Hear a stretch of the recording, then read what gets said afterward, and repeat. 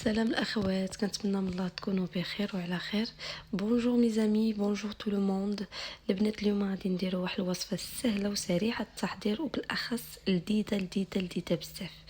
انا هنايا غادي ناخذ واحد 6 ولا 7 الفرماجات. J'ai pris 6 ou 7 la vache qui rit.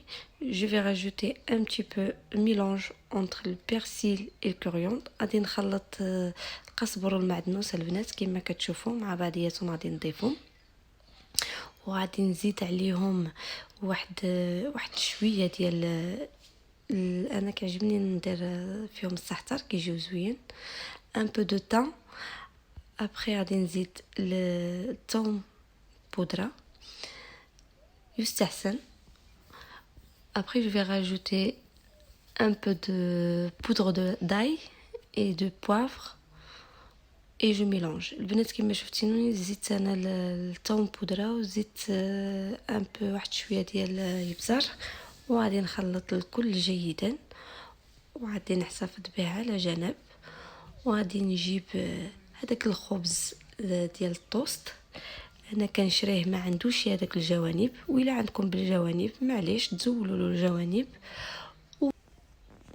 وتخدموا به عادي. moi j'ai pris le pain de mie là et je suis en train de l'étaler un petit peu comme vous voyez. انا البنات شديت التلاك وطلقته شويه، ومن بعد غادي نجيب داك العماره ديالي ديال الفرماج غادي نديرو في الوسط. après j'ai pris ma préparation et j'ai mis un peu au milieu mais pas trop parce que ça fond. ما ديروش البنات بزاف لانه هو كيدوب من الداخل وكيعمر. من بعد صايبت انا البنات واحد الخليط ما بين الطحين والماء. après j'ai mélangé un petit peu de la farine avec de l'eau وغادي ندوز البنات على الحاشيه كامله ديال الخبز. après je vais étaler un petit peu autour de le pain. من بعد بحال اللي كتشوفوا البنات كما قلت لكم غندهن مزيان وغادي نبدا نلوي.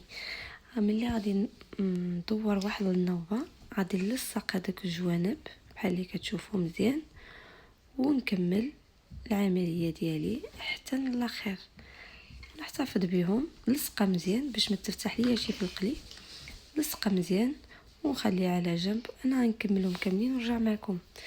البنات انا خديت واحد جوج بيضات خفقتهم مع بعضياتهم، زدت عليهم واحد شويه ديال الملحه وغنزيد لهم شويه ديال الابزار. après les filles j'ai pris 2 œufs.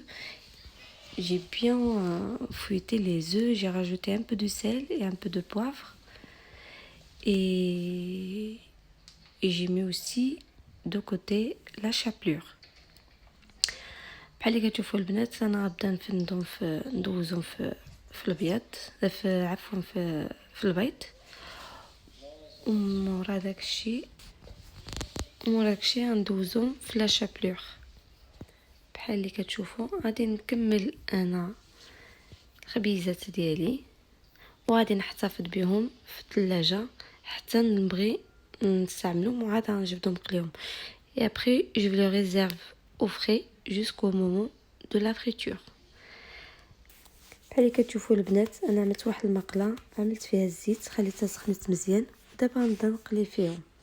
comme vous voyez j'ai pris une poêle et j'ai mis du huile tournesol et je commence à frire mes bâtonnets de fromage.